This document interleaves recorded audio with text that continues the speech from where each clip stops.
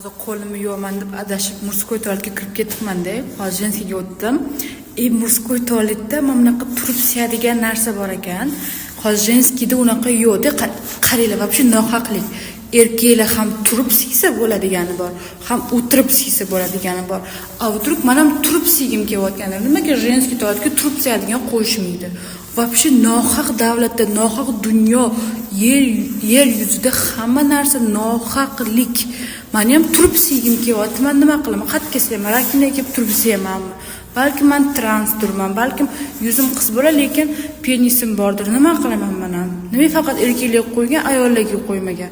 Erkaklarga ham olib tashlashim bo'lmasam, nafaqat bizning ishxonada, вообще boshqa qanaqadir markazlarda, ovqat yeydigan joylarda ham mana shunaqa erkaklar ham turib siysa bo'ladi.